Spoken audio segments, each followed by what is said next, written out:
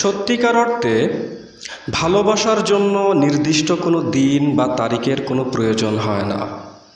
কারণ যদি ভালোবাসার জন্য নির্দিষ্ট দিন বা তারিখ ঠিক করে নেন, তাহলে আপনার সাবকনশিয়াস মাইন্ড বা অবচেতন মন বলবে যে শুধু এই দিনে ভালোবাসলেই হবে, অন্য কোনো দিন বা অন্য দিনগুলোতে ভালোবাসার দরকার নেই। তাছাড়া কিছু বছর ধরে পৃথিবীর কিছু যুবক যুবতীরা যেই দিনটাকে ভালোবাসা দিবস হিসেবে প্রচার করছে এবং পালন করছে, এটা মূলত কোনো ভালোবাসা দিবসই নয়। এক গবেষণায় দেখা গেছে, কথিত সেই ভালোবাসা দিবসে যৌন উত্তেজক ঔষধ এবং যৌন নিরোধক বা কন্ডোমের চাহিদা অনেক গুণ বেড়ে যায়। সুতরাং এটাকে ভালোবাসা দিবস না বলে অশ্লীলতা দিবস বা কাম দিবসও বলা যেতে পারে।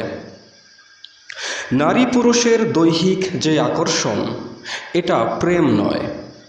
তাহলে প্রেম কি? যখন একজন ব্যক্তির শক্তি বা এনার্জি নিম্নগামী থাকে, তখন তার সেই শক্তি পুরুষের বীর্যরূপে এবং নারীদের রজরূপে বের হয়ে যায় বা নিম্নগামী হয়ে যায়। যে ব্যক্তি তার শক্তিকে যত বেশি নিম্নগামী করবে, তার রাগ, অশান্তি, অস্থিরতা, ডিপ্রেশন, অভিমান, মৃত্যু ভয়, অহংকার, লোভ ইত্যাদি পশু স্বভাবসমূহ তত বেড়ে যাবে। তাই সুফিরা বলেন, তোমার এই নিম্নগামী শক্তিকে দম সাধনা, ধ্যান সাধনা অথবা রতি সাধনার মাধ্যমে ঊর্ধ্বগামী করো বা উপরের দিকে তুলে নাও। কারণ যার শক্তি যত বেশি ঊর্ধ্বগামী হবে, তার রাগ, লোভ, অহংকার, হিংসা, ঘৃণা, অস্থিরতা, ডিপ্রেশন ততটাই দূর হয়ে সেই লোকটা তত বেশি স্থির, কোমল ও শান্ত হয়ে যাবে।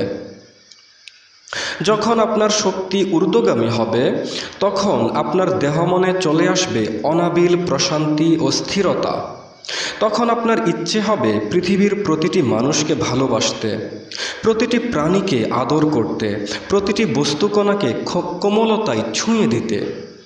তখন পৃথিবীতে আর কাউকে পাবেন না তার সাথে রাগ করার জন্য, কারণ রাগ জিনিসটাই তো আপনার ভেতরে আর থাকবে না। তখন কাউকেই পাবেন না তার প্রতি ঘৃণা প্রকাশের জন্য, কারণ ঘৃণা জিনিসটা আপনার ভেতরে থাকবে না। তখন কোনো নারী বা পুরুষের জন্য আপনার কাম জাগবে না, বরং প্রেম জাগবে। যতক্ষণ একজন মানুষের মন মস্তিষ্ক যৌনতাকে ভোগ করার বাসনায় ডুবে থাকে, ততক্ষণ পর্যন্ত তার মন মস্তিষ্কে মন্দ স্বভাবের বীজ থাকে। আর এটা ততক্ষণ পর্যন্ত থাকবেই যতক্ষণ পর্যন্ত আপনার শক্তি বা এনার্জি নিম্নগামী থাকবে বা বীর্য এবং রজরূপে বের হয়ে যাবে। আর যখনই একজন সদ্গুরু বা একজন কামেল পীরের মাধ্যমে আপনার নিম্নগামী শক্তিকে আপনি উপরের দিকে ওঠানোর সাধনাগুলি করতে থাকবেন, তখন আপনার মন্দ স্বভাব পরিবর্তন হয়ে পবিত্র স্বভাবে রূপান্তরিত হয়ে যাবে। আপনার অস্থিরতা স্থিরতায় পরিবর্তন হবে, আপনার হিংসা দয়ায় পরিবর্তন হবে, আপনার ঘৃণা ভালোবাসায় পরিবর্তন হবে, আপনার নীচতা উদারতায় পরিবর্তন হবে, আপনার কাম প্রেমে পরিবর্তন হবে। তবে এর জন্য আপনার একান্ত ইচ্ছা থাকতে হবে এবং সাধনা করে যেতে হবে। সুতরাং তথাকথিত ভালোবাসা দিবসে কোনো ভালোবাসা নেই। ভালোবাসার ফুল আপনার নিজ সত্তার মাঝে ফোটাতে হবে। কথিত ভালোবাসা দিবসে ভালোবাসার বীজ ফোটার কোনো সম্ভাবনাই নেই, বরং তারা সেই দিন তাদের শক্তিকে আরও বেশি করে নিম্নগামী করে ফেলে।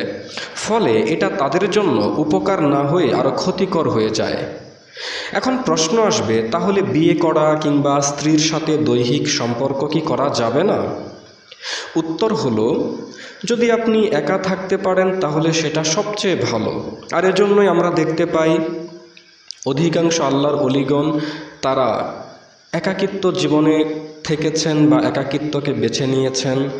তারা অনেকেই সংসার জীবন যাপন করেননি, অনেকে সংসার জীবনে ঢোকার পরে সেখান থেকে তারা বের হয়ে গেছেন। আমি আপনাকে বলছি না যে আপনি সংসার ছেড়ে দেন।